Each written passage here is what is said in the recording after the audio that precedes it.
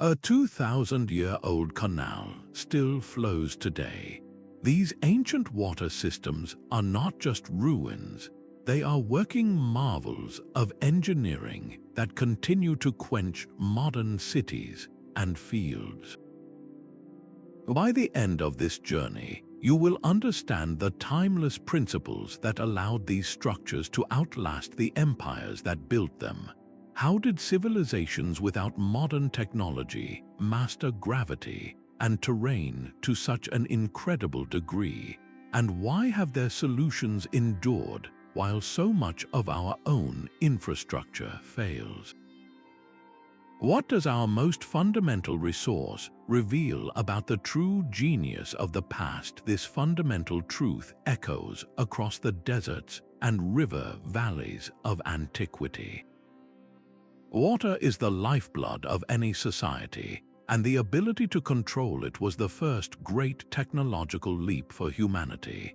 Think of a nascent agricultural community, its entire future resting on a simple, yet monumental act.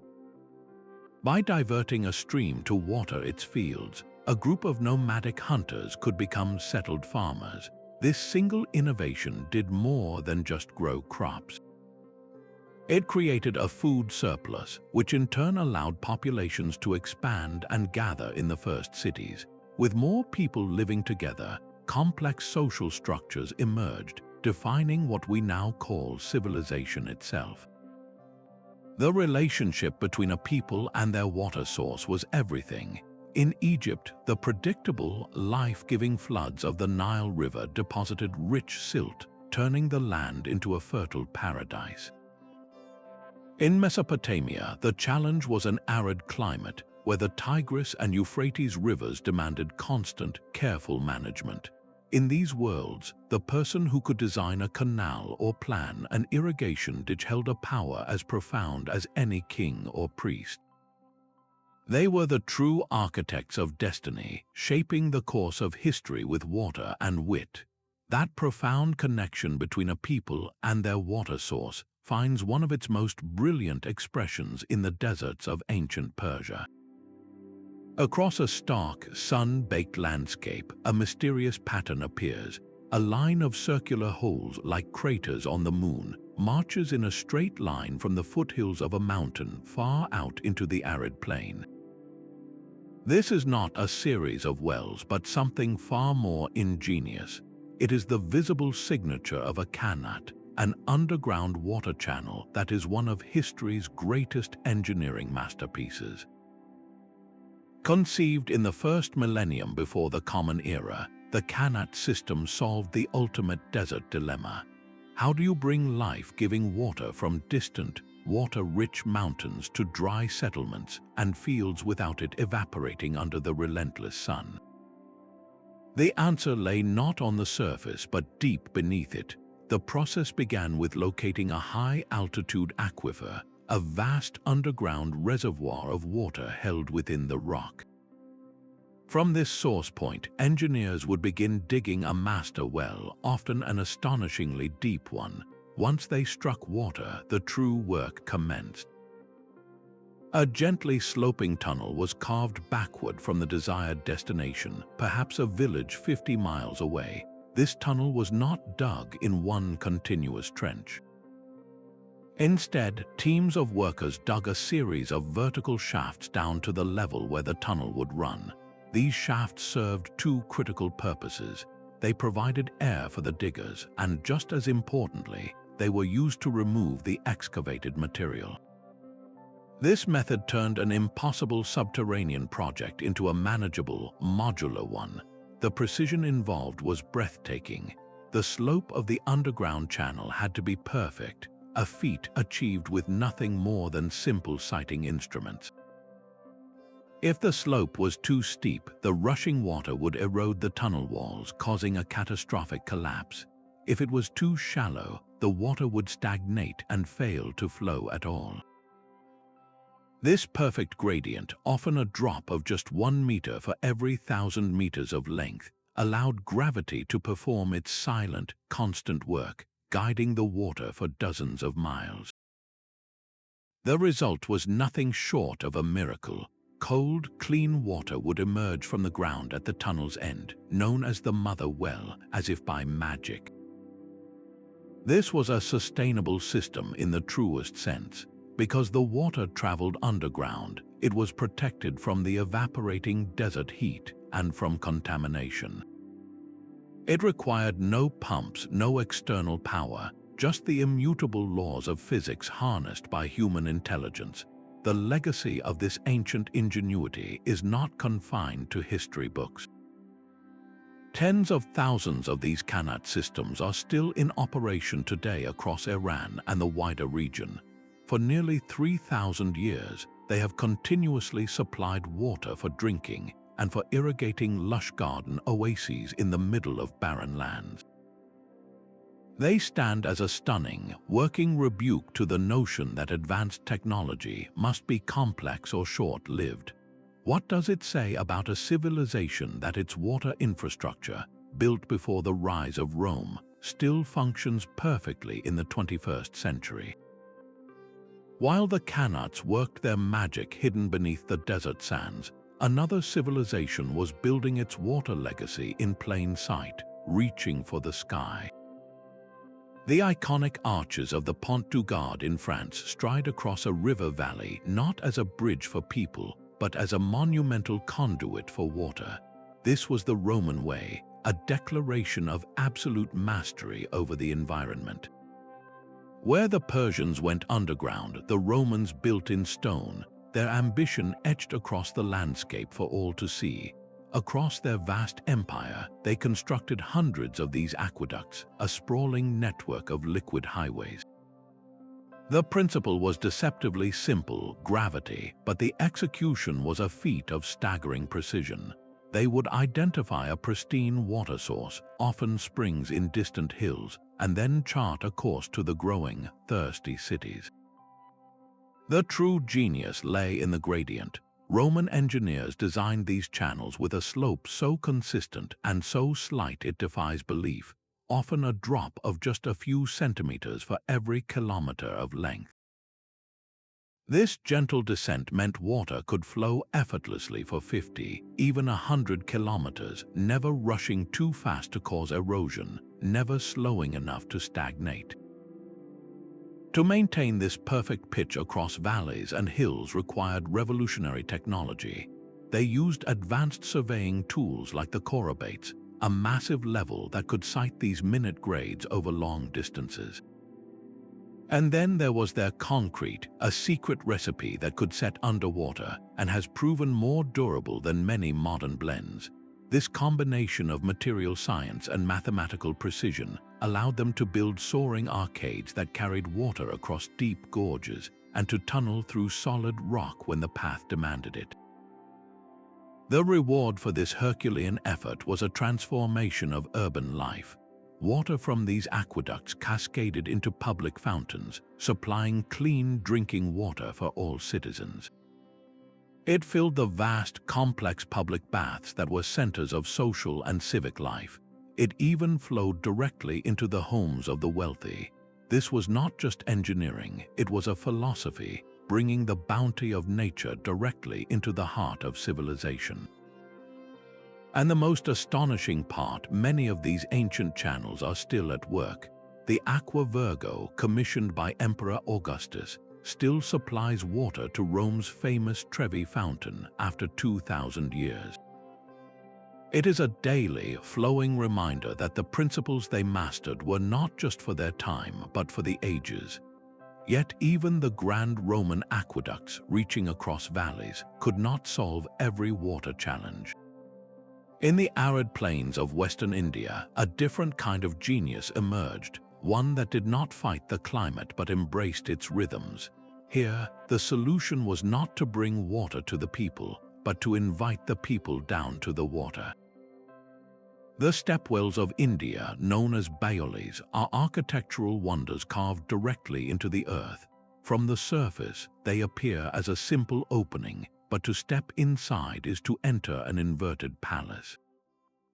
Elaborate, symmetrical staircases descend layer by layer, deep into the ground, leading to a pool of water far below. These were not mere wells. They were magnificent subterranean communities built to withstand the brutal cycle of monsoon and drought. Constructed from as early as the 2nd century of the Common Era, their engineering was a direct response to a volatile environment. In a land where the water table could plunge dramatically during dry seasons, a traditional well with a single bucket would become useless.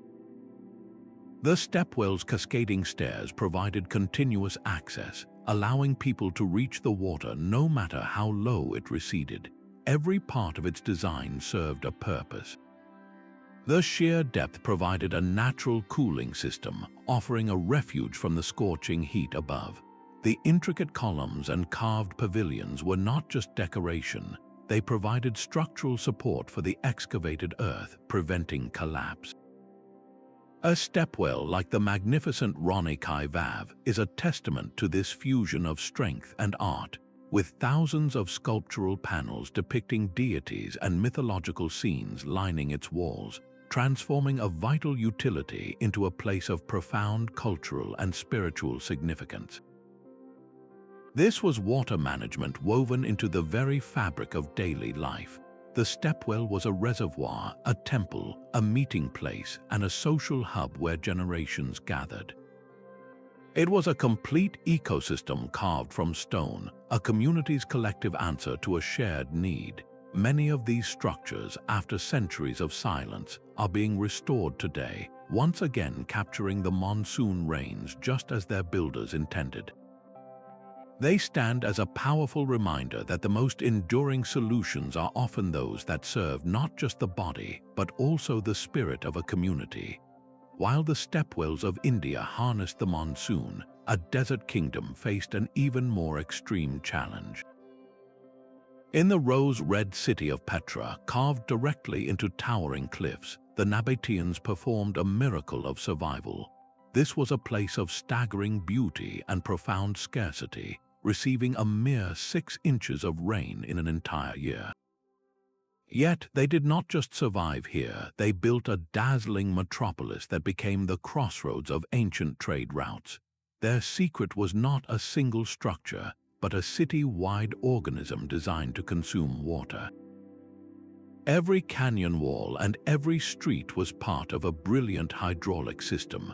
When the rare, violent rainstorms did come, they transformed the landscape in moments.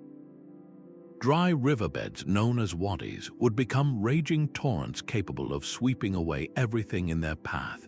The Nabateans saw these flash floods not as a threat, but as their only opportunity. They built a network of diversion dams to intercept this furious water at the mouths of the canyons surrounding Petra. These dams gently steered the destructive force away from the city center and into a carefully planned web of channels and cisterns. Their choice of materials was another stroke of genius. They crafted pipelines and channels from terracotta, a baked clay that resisted the corrosive, mineral-rich water far better than metal ever could. This ceramic network snaked through the city, feeding massive underground reservoirs carved directly into the bedrock. They captured every single drop, storing it in these cool, dark cisterns to be meted out during the long, dry months that followed. This was a complete cycle of conservation and control. The system turned a catastrophic weather event into a lifeline. It was this reliable water supply that allowed Petra to flourish as a hub for caravans carrying incense, silk, and spices. Travelers and merchants could find fresh water in the middle of the desert, making the city an indispensable oasis.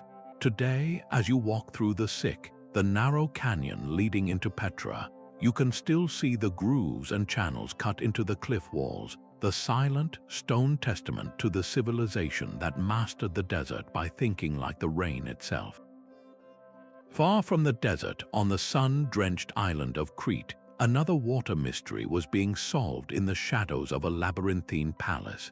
The Minoan civilization of the Bronze Age, flourishing over 3,500 years ago, displayed a concern for cleanliness that feels almost modern.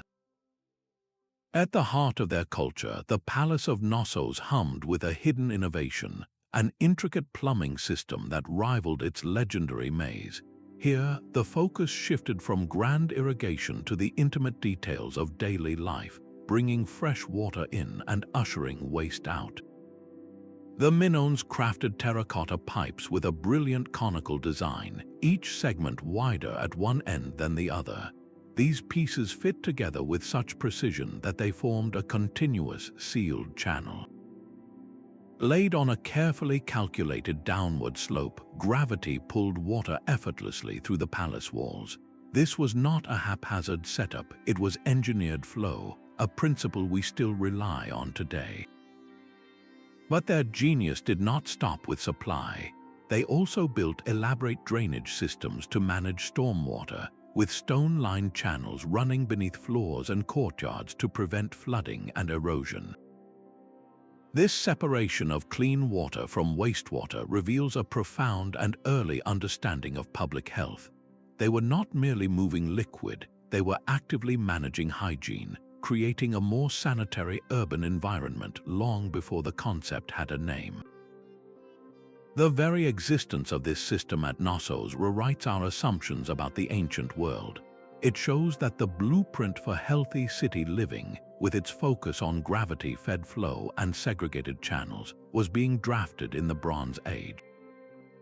This was not just practical engineering, it was a philosophy of living, a clear declaration that a civilization's greatness could be measured not only by its grand monuments, but by the clean water that flowed unseen within its walls. The principles of flow and gravity found another, equally brilliant expression far to the east. On the Kaveri River in southern India, a structure of unassuming stone performs a miracle that has lasted for nearly 2,000 years. This is the Grand Anicut or Kalani, a massive dam built by the Chola kingdom in the 2nd century of the Common Era. It stands today not as a ruin, but as a fully functioning part of the landscape, one of the oldest water diversion structures in the entire world still actively at work. Its design reveals a deep, almost intuitive understanding of a river's nature. Unlike modern dams that aim to create vast, static reservoirs, the Grand Anicut was conceived as a gentle guide. It was constructed from unhewn stone, a simple yet profound choice. This barrier was not meant to halt the Kaveri River completely, but to politely persuade it. The dam raises the water level just enough to divert a substantial portion of the flow into a meticulously planned network of canals that fan out across the arid Tanjore Delta. But what happens when the monsoon rains arrive and the river swells into a powerful torrent? This is where the ancient engineers demonstrated their true foresight. The top of the dam is flat and broad. When floodwaters come, they simply flow over this stone spillway and continue downstream. This brilliant feature solves two critical problems at once. It prevents water pressure from building up and destroying the structure, and it allows silt and sediment to be carried away, avoiding the clogging that would cripple a closed system.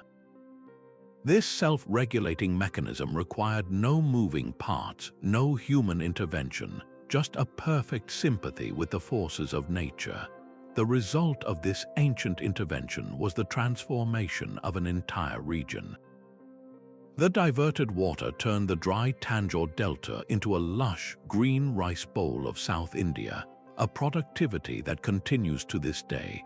To stand before the Grand Anicut is to witness a dialogue between human ingenuity and a river, a conversation that began in the Chola era and has never ceased. It poses a quiet question to our own era of complex technology. What does it mean to build something that not only works, but works in harmony with the world for 2 millennia?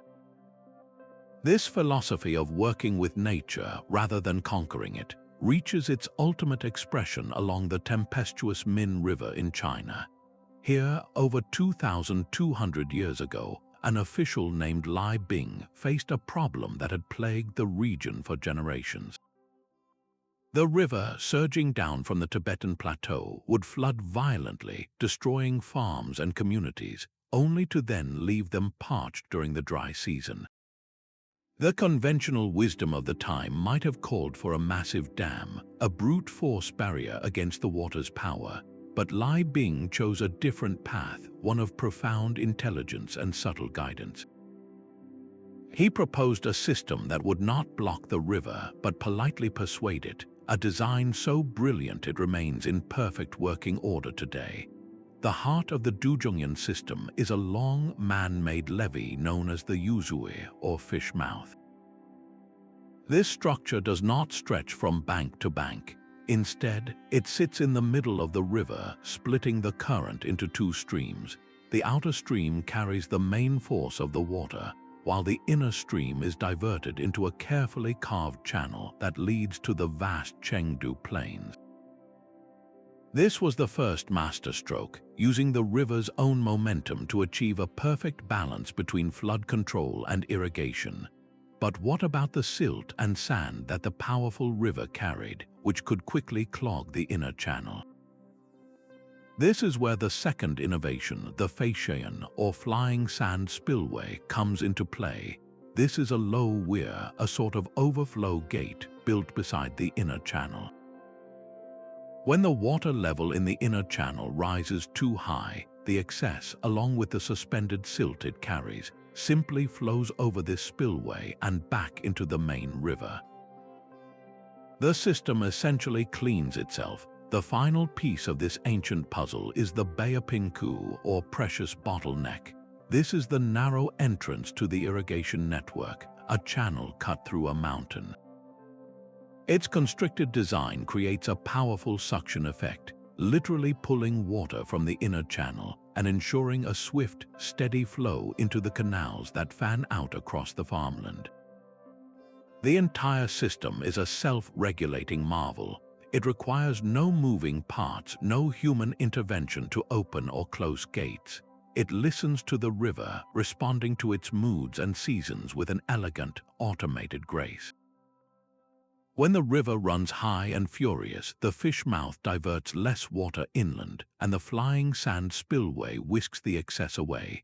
When the river is low and calm, more water is naturally guided into the irrigation network. For more than 2 millennia, this symphony of stone and water has nourished one of China's most productive agricultural regions, a living testament to an idea that our own era is only just beginning to fully appreciate. True resilience is not about building stronger walls, but about designing systems that can dance with the forces they seek to harness.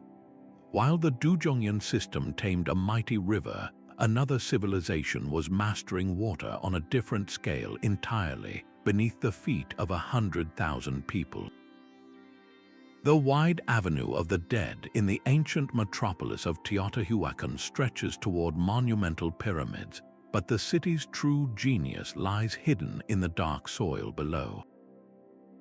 Here, a secret world of stone channels forms a subterranean circulatory system, a complex network of drains and canals that manage the lifeblood of one of the largest cities in the pre-Columbian world.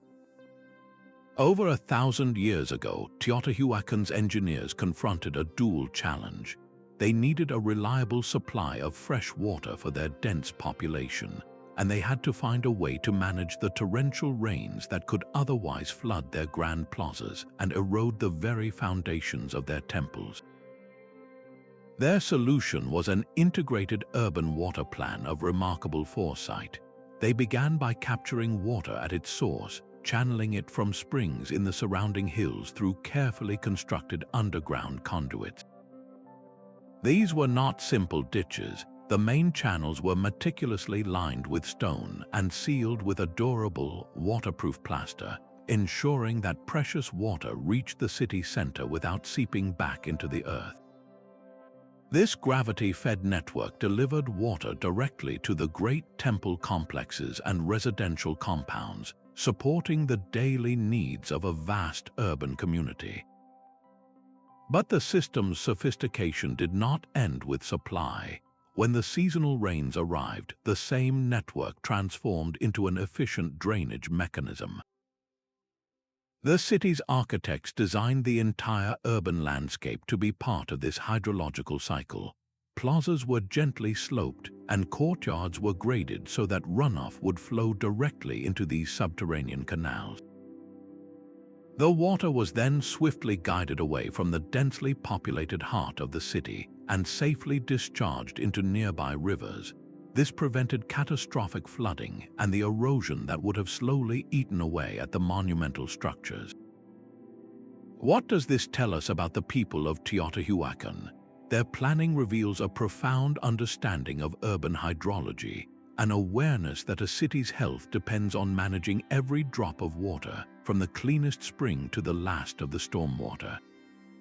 The sheer durability of their stone-lined channels speaks to a commitment to the long term, a desire to build something that would endure for generations.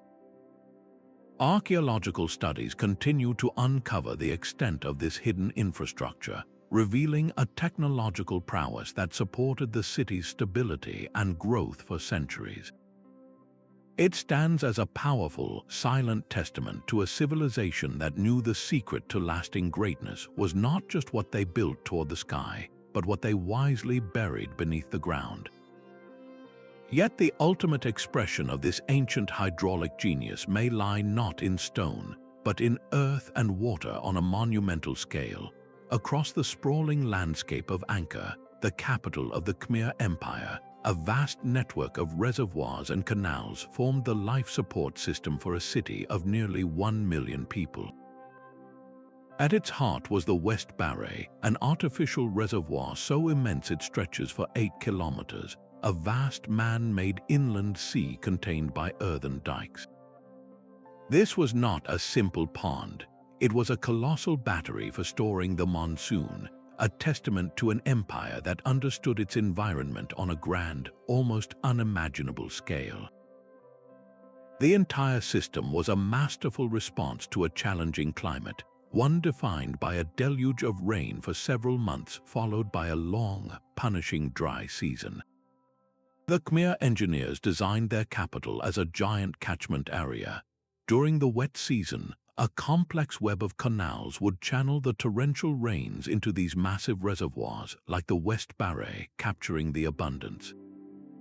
Then, throughout the dry months, that stored water was gradually released through a controlled network of channels to irrigate the vast rice paddies that fed the population. This was more than just farming. It was the engine of an empire, allowing for multiple rice harvests each year and sustaining a level of urban density that would not be seen again in the region for centuries. The true marvel is in the endurance of their methods. Built from packed earth and laterite clay, these dikes and embankments were engineered with a subtle understanding of soil mechanics and hydrology that has allowed them to hold water for over 1,000 years. The fact that the West Barre still functions today is a quiet, powerful statement about the Khmer approach to sustainability. They did not seek to conquer nature with rigid, permanent structures, but to collaborate with it, creating a harmonious cycle of capture, storage, and release that turned seasonal volatility into a reliable source of life. What does it mean to build a civilization around the rhythm of the rains, and to design it so well that its heartbeat still pulses faintly in the earth long after its temples fell silent? Gravity was the silent, tireless engine behind it all. This invisible force, pulling every drop of water toward the center of the earth, became the most reliable power source ancient engineers could ever harness. From the Persian Qanat to the Roman aqueduct, the fundamental principle was identical. Water seeks its own level. The entire challenge then was not to move the water, but to create a path for it to follow, a channel with a slope so perfectly calibrated that gravity would do all the work. This demanded a level of precision that seems almost impossible without modern instruments. The Roman chorobates was a marvel of this kind of ancient surveying. Picture a long wooden bench, perhaps 6 meters in length, with supporting legs and a carefully grooved channel running along its top. To set a grade, engineers would fill this groove with water. When the surface of that water was perfectly still and level from one end to the other, they knew the instrument itself was perfectly level. They could then sight along its edge to measure minute changes in elevation across vast distances, calculating a gradient that might drop only a single meter over a full kilometer of channel. This was not about brute force, it was about finesse. A slope that was too steep would cause the water to rush and erode the channel walls, leading to collapse. A slope that was too shallow would allow the water to stagnate, collecting silt and eventually blocking the flow entirely. That perfect, gentle descent was the golden mean, the secret to a self-sustaining system. It required no external power, no fuel, and no complex machinery to maintain. Once the initial, monumental effort of construction was complete, the system could essentially run itself, guided by a fundamental law of the universe. This is precisely why so many of these structures still function. They are not fighting nature, they are cooperating with it on its own terms. The water flowing from the Aqua Virgo to the Trevi Fountain today moves with the same quiet, relentless pull that guided it 2,000 years ago. It is a timeless collaboration between human intention and planetary physics, a partnership written in water and stone. That silent, invisible pull of gravity demanded a map before it could be harnessed. Before a single stone of an aqueduct was laid or the first shaft of a qanat was dug, ancient engineers faced their greatest challenge, creating a perfect plan for an unseen path.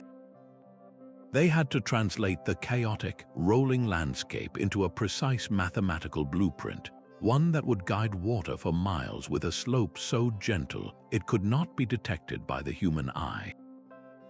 Their tools were simple, yet their results were astonishingly accurate. The Roman groma, for instance, was a deceptively basic instrument. Picture a vertical staff with a crossbeam from which weighted plumb lines dangled. By sighting along these lines against distant markers, surveyors could trace perfectly straight paths across the countryside, the foundational lines of their hydraulic highways. For measuring the subtle angles and changes in elevation, they employed the dioptra, a precursor to the modern theodolite. This device used a sighting tube or a disc marked with degrees to measure horizontal and vertical angles, allowing engineers to calculate the rise and fall of the land with remarkable precision. This meticulous, painstaking planning phase was the unsung hero of every successful project. It was here, in the quiet deliberation before construction, that an aqueduct's fate was truly sealed. A miscalculation of a single degree over 10 miles would mean the water would either stall in a dead channel or rage through it with destructive force. The surveyors had to account for every hill and valley, choosing a route that maintained that perfect, constant gradient while avoiding insurmountable obstacles. The longevity of these structures is a tribute not just to the strength of Roman concrete, but to the intellectual rigor of this initial survey. It was a triumph of applied science, a demonstration that the mind's ability to measure and plan could shape the physical world for millennia. To stand before the enduring flow of an ancient waterway is to witness the final expression of a thought that began with a simple tool and a gaze fixed on the distant horizon. This miraculous longevity in stone and mortar points toward a material that defies the passage of time. One of the most profound secrets behind the endurance of Roman aqueducts and harbors lies in their revolutionary concrete. While our own modern concrete often shows its age within decades, cracking and crumbling under stress, the Roman version seems to possess a kind of magic. It actually grows stronger when in contact with water. This was no accidental discovery, but a deliberate engineering choice that granted their water systems a lifespan far exceeding that of the empire itself. The Roman formula was a masterful blend of common materials used in an uncommon way. They mixed lime with volcanic ash, specifically a type of ash from the area around Pozzuoli, and then combined this with chunks of rubble and rock. When this mixture was combined with seawater and poured into place, a remarkable chemical process began, one we now call the pozzolanic reaction. Over time, the interaction between the lime, the ash, and the water forms microscopic, interlocking crystals. These crystals do something extraordinary. They actively fill in any tiny cracks that begin to form. Think of it as the concrete having a built-in immune system. When a small fissure appears, allowing water to seep in, that very water triggers the formation of new crystals that patch the breach. This self-healing property is a subject of intense modern scientific study, as engineers and chemists work to unlock the secret for our own infrastructure. The Romans, without knowing the precise chemistry, had perfected a material that could collaborate with the very element it was meant to contain. It was a sustainable solution in the truest sense, designed not for a generation, but for the ages. What does it say about a civilization that its building materials were engineered with such foresight, creating structures that would outlast their language, their laws, and even the memory of their gods? Behind every stone laid and every tunnel carved was an invisible architecture of human coordination. The physical endurance of these water systems is a testament to something far more fragile: the ability of a society to organize itself on a staggering scale. These were not projects for a single lifetime. To build a Roman aqueduct spanning 80 kilometers required a workforce of thousands, laboring for decades. Imagine the sheer logistics: the quarrymen cutting stone in distant mountains, the masons fitting each block with precision, the legions of unskilled laborers moving earth and hauling materials, all directed by surveyors and engineers working from a master plan. This was a symphony of effort, and the conductor was a centralized authority with the vision and the power to see it through. A king or an emperor could command the resources, but it was the collective will of the people, channeled through a complex social hierarchy, that turned the vision into reality. This collective commitment transformed a public need into a generational project. A worker might spend his entire life on a structure whose ultimate benefit he would never see, trusting that his children and their children would live in a world made better by his labor. That long-term perspective is perhaps the most radical difference between their world and our own. We marvel at the stone, but we should also marvel at the social contract that made it possible. What does it say about a civilization that it could inspire its people to build for a future they would never inhabit? The water that still flows is a gift from that past, a legacy not just of engineering, but of a shared belief in the common good. That flowing water is a gift from the past, but it is not a gift that kept itself clean. The true secret to a 2,000-year-old canal is not found in its original blueprints, but in the hands of countless generations who chose to care for it. These ancient systems were not frozen in time. They were living, evolving parts of their communities. Their endurance is a testament to a powerful social innovation, the creation of a framework for perpetual upkeep. In the Persian desert, the Qanat was far more than a water source. It was a pillar of the community, governed by a sophisticated and fair system of water shares. These shares, carefully allocated to families based on the time they could draw water, created a direct, vested interest in the system's health. Every user knew that if the tunnel clogged or a shaft collapsed, their own water supply would vanish. This fostered a powerful culture of mutual responsibility. Communities organized regular cleaning expeditions, where teams would descend into the dark, narrow channels to remove silt and repair walls, a dangerous but essential task passed down from father to son.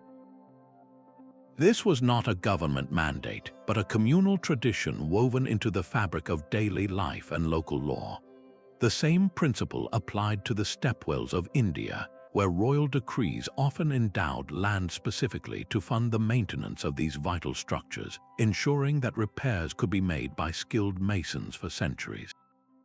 This ongoing care demonstrates a profound truth. The most brilliant engineering can be rendered useless by neglect.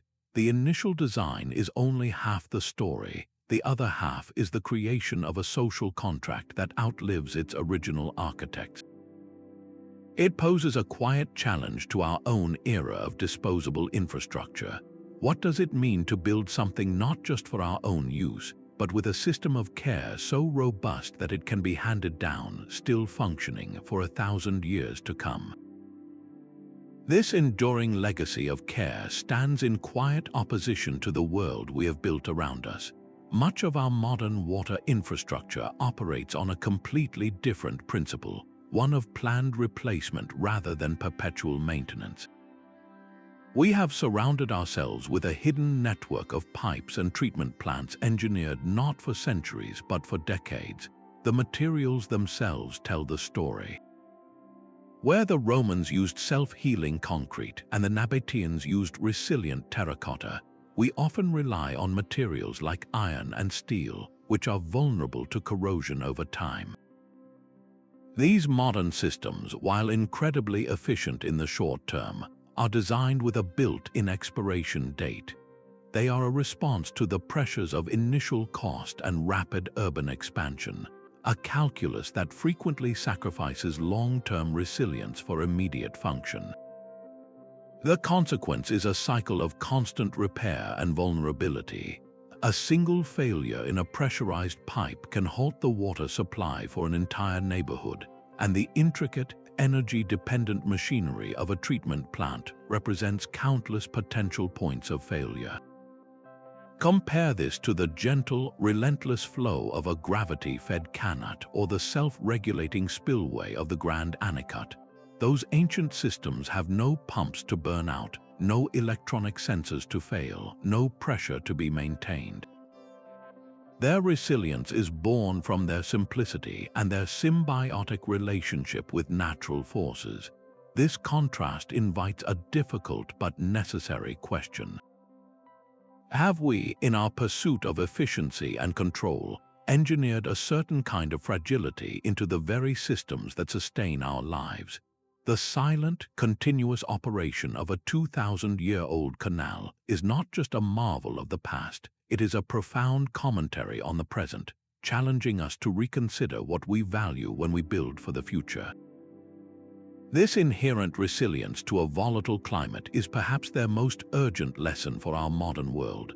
Many of these ancient systems were not just built for their time, they were designed from the ground up to handle the very extremes of flood and drought that define our current era of climate uncertainty.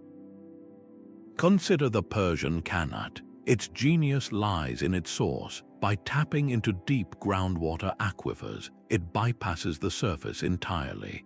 This means its water supply is insulated from the scorching heat that can evaporate a reservoir in a single season, and it remains steady through short-term droughts that would render a riverbed parched and cracked. The water flows from the heart of the mountain, protected and consistent, regardless of the conditions on the surface. Meanwhile, on the Min River in China, the Dujiangyan system was conceived specifically to manage the opposite problem, catastrophic seasonal flooding. Its fishmouth levee and flying sand spillway were not added features. They were the core of the design, an elegant mechanism that automatically redirects and dissipates the energy of a raging river, turning a destructive force into a managed resource. These civilizations did not see the climate as a static backdrop. They recognized its rhythms and its tempers, and they engineered their world to dance with them. They were not trying to defeat nature, but to build a lasting partnership with it. This long-term perspective allowed them to create buffers against environmental shifts, to design infrastructure that could absorb shock and adapt. In an age where we are urgently seeking solutions to rising sea levels and prolonged droughts, these ancient waterways stand as case studies in sustainable design. They whisper a quiet question across the centuries: What if our own infrastructure could learn to bend with the storm rather than simply hoping to withstand it? The enduring legacy of these ancient waterways is not locked away in museums. It flows directly into the blueprints and philosophies of modern hydraulic engineering. The same principles that guided a Roman surveyor with his chorobates are now programmed into sophisticated digital models, proving that the fundamental laws of water and gravity remain our most reliable partners. Today's civil engineers are increasingly looking to these time-tested solutions, not as curiosities, but as a rich repository of proven knowledge for our most pressing water challenges. The concept of the Qanat, for instance, with its brilliant method of tapping deep, protected aquifers, is being studied for modern applications in arid regions. This ancient approach offers a sustainable alternative to energy-intensive deep well pumping, which can drain aquifers faster than they are replenished. Similarly, the self-regulating genius of the Dujiangyan system, with its automated spillway and sediment flushing, provides a powerful model for modern flood control. Instead of building ever higher concrete walls to contain rivers, contemporary projects are exploring how to give rivers room to breathe, creating spillways and floodplains that work with the water's natural energy, not against it. This modern philosophy, often called green infrastructure, seeks to manage water through natural processes. It is a direct echo of the ancient wisdom seen in the Khmer reservoirs that captured the monsoon or the Nabatean channels that harnessed flash floods. We are relearning that the most resilient systems are often those that mimic nature's own cycles. From the aqueduct builder who mastered the perfect gradient to the civil engineer designing a new urban watershed, there exists an unbroken lineage. It is a conversation across millennia, a testament to the idea that the most profound solutions are not always new inventions, but sometimes the rediscovery of a timeless and elegant truth. The same spirit of communal care that sustained the Persian Qanat found a new home in the dry air of the American Southwest. Here, in the 17th century, Spanish colonists encountered a landscape that demanded cooperation for survival. They brought with them a deep knowledge of water management, a legacy inherited from the Moors who had once turned the deserts of Spain green. This knowledge took root in the valleys of what is now New Mexico and Colorado, giving birth to the Acequia system. These are not merely irrigation ditches. An Acequia is a physical channel and the democratic community that manages it, a living relic of ancient principles thriving in the modern world. The system begins with a diversion dam, a simple structure placed in a river to raise the water level just enough to guide a portion of the flow into the main Acequia madder, the mother ditch. From this artery, smaller channels branch out like veins, carrying water to individual fields and gardens. The true genius, however, lies not in the earthworks but in the social contract that governs them. Each Acequia is overseen by a mayordomo, a ditch manager elected by the community. This individual holds a position of immense respect and responsibility. The mayordomo walks the ditch banks daily, reading the water's needs, deciding when to open and close gates to ensure a fair distribution to every family, and organizing the essential seasonal cleanings. These cleanings, known as limpiezas, are community-wide events. Neighbors gather with shovels and tools to clear silt and debris from the channels, sharing food and stories as they work. This collective labor is not a chore but a ritual, reinforcing the bonds that tie the community to its land and its water. The water rights in an Acequia are not owned but shared. They are attached to the land itself and are based on a concept of time, not volume. A farmer might have the right to water for a specific number of hours each week, a system that ensures equity during times of scarcity. For over 300 years, this model has turned arid valleys into productive farmlands, creating resilient oases in a challenging climate. In an era of increasing water disputes and privatization, the quiet, persistent flow of the Acequias offers a powerful testament. It demonstrates that the most sustainable system is often one where every user has a direct stake and a shared responsibility, proving that ancient social models can still quench the thirst of the present. High in the thin air of the Andes, the Inca Empire faced a hydraulic challenge of breathtaking scale. Their cities were built on impossible terrain, clinging to mountain peaks and sculpting steep slopes into vast agricultural terraces. In a landscape of such verticality, every drop of water was a gift from the mountain gods, and the Incas became masters of guiding its descent. At the heart of their sacred citadel, Machu Picchu, a symphony of stone and water still whispers of this genius. A complex network of stone channels and fountains was carved with astonishing precision, all designed to capture the flow from a perennial spring on the northern slope of the mountain. This was not a system of brute force, but one of elegant control. The water was channeled through meticulously cut stone conduits, each block fitting so perfectly against the next that no mortar was needed to create a sealed, waterproof passage.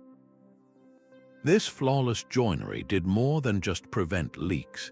It created a smooth, consistent path for the water, minimizing friction and allowing gravity to pull the liquid along a carefully calculated route that snaked through the entire urban complex. How did they manage the immense water pressure that builds when you channel a mountain stream down such a dramatic incline? The answer lies in their strategic use of distribution tanks and the gentle curves of their channels, which naturally dissipated energy and regulated the flow. The water would first arrive at the Temple of the Sun, a place of supreme spiritual significance, before cascading through a sequence of 16 ceremonial fountains. Each fountain was a communal tap, serving the needs of the residents in a clear hierarchy, with the final fountain likely supplying the agricultural terraces below. This entire system was a manifestation of a profound understanding. It transformed a wild mountain spring into a disciplined, life-giving resource that sustained both the physical and spiritual needs of the community. While many of these channels no longer carry their original flow, their preserved state is a frozen moment in engineering time. They offer us a clear blueprint of how the Incas conquered gravity itself, turning the steepest slopes into a canvas for one of history's most resilient and sophisticated water distribution networks. That same water which quenched thirst and nourished crops also fed the human spirit. For many of these early societies, the line between hydraulic engineering and spiritual practice simply did not exist. A fountain was never just a fountain.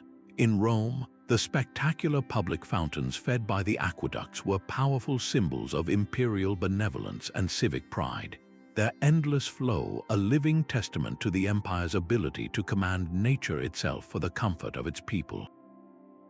The water was a performance of power, yes, but it also created oases of coolness and beauty, turning a city square into a place of communal gathering and reflection. This fusion of utility and meaning reached its zenith in the stepwells of India. These were not hidden reservoirs but breathtaking inverted temples. As one descended the ornate staircases, moving past countless carvings of deities and celestial beings, the journey to the water became a spiritual pilgrimage. The water in the sacred tank at the bottom was considered ritually pure, a gift from the earth goddess, making the stepwell a center for both daily life and important ceremonies. This profound symbolic value transformed a piece of infrastructure into a cherished heirloom. A community would pour its finest artistic talent and resources into building and maintaining its stepwell, for it was a direct reflection of its identity and its connection to the divine. The same principle animated the serene courtyards of Islamic gardens, where channels of water represented the rivers of paradise and reflecting pools mirrored the heavens, creating a tranquil space for contemplation. This dual purpose, serving both the body and the soul, was the secret to their longevity. A purely functional drain might be neglected when times were hard, but a structure believed to hold divine favor, or one that was the very heart of a community's aesthetic life, was fiercely protected. The immense labor and cost of building a Roman aqueduct or a monumental stepwell were justified not only by the water they delivered, but by the cultural power they wielded. They were built to be eternal because they were woven into the very fabric of what the civilization believed about itself and its place in the world. The water's journey did not end at the field or the cistern. It continued into ceremony, into art, and into the enduring human need to find meaning in the elements that sustain us. These silent stone channels and buried waterways did not simply reveal their secrets on their own. Their stories were patiently recovered, piece by piece, from the dust of centuries. The intricate plumbing of the Minoans was not understood until archaeologists carefully mapped the terracotta pipes snaking beneath the floors of Knossos.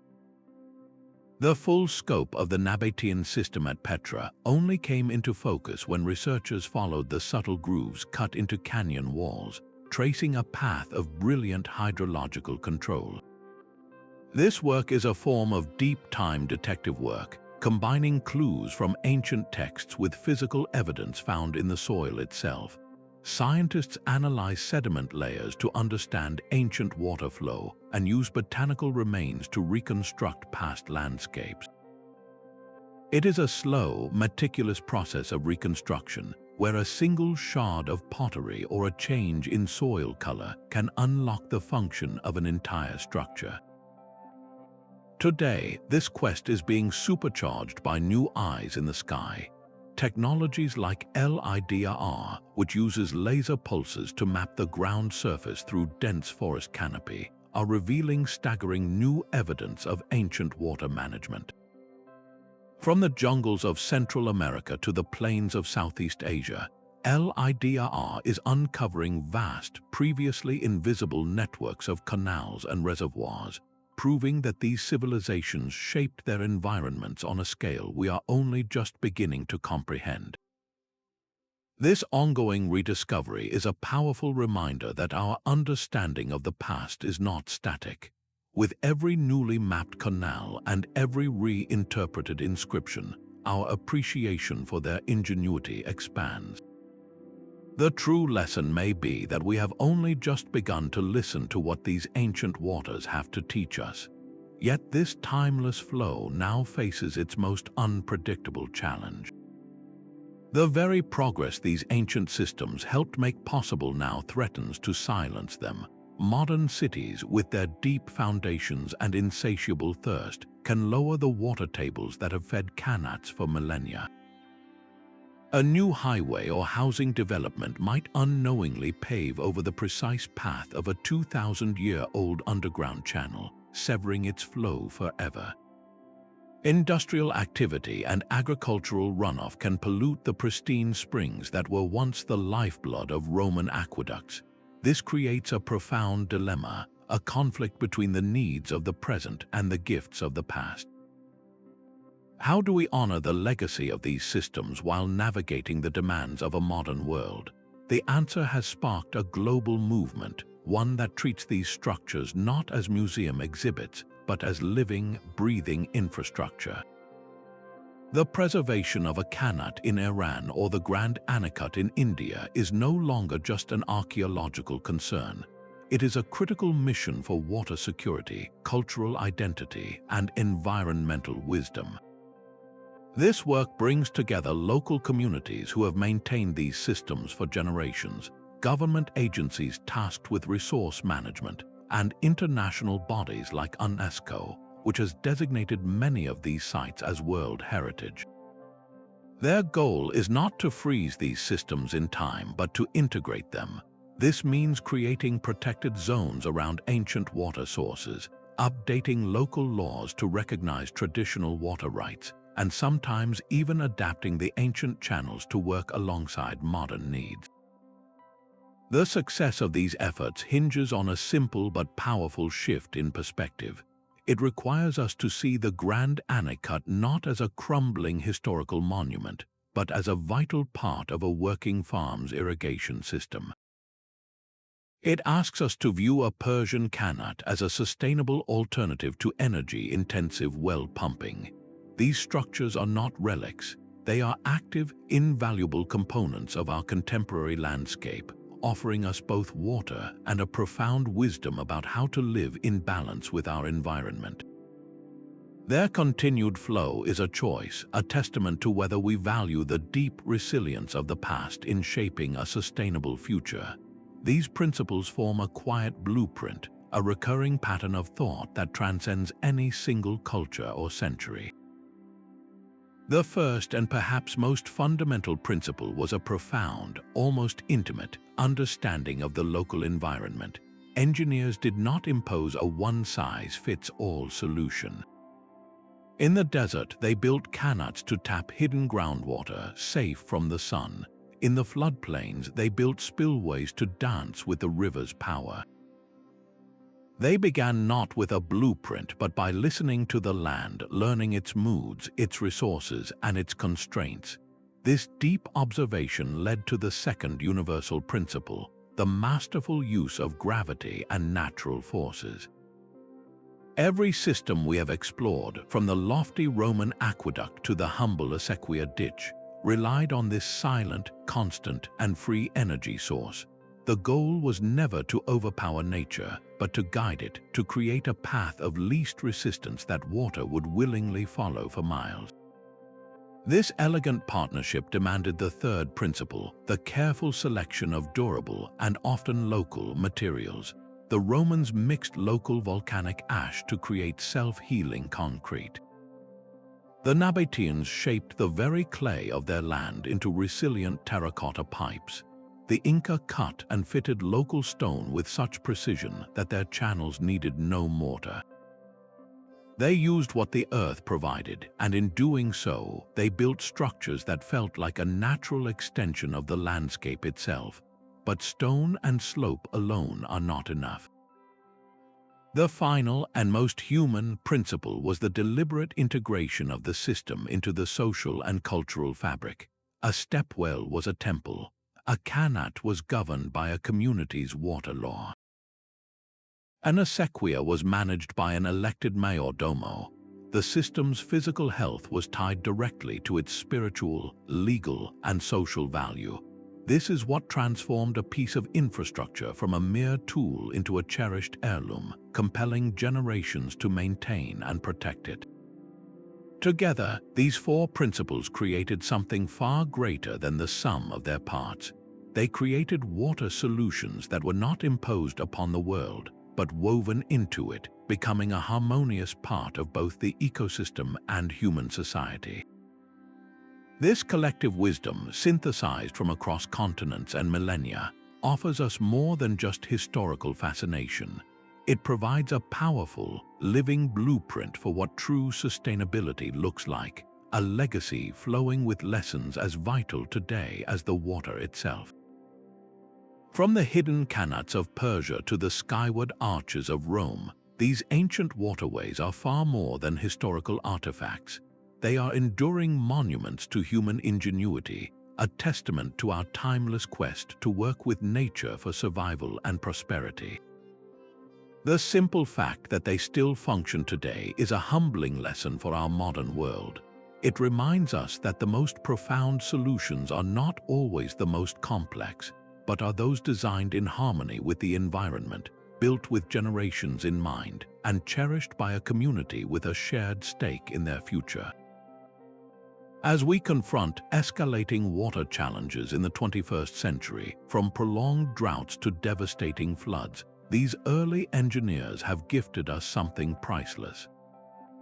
Their legacy is not merely stone and mortar that holds water, but a deeper philosophy of resilience, foresight, and sustainable design.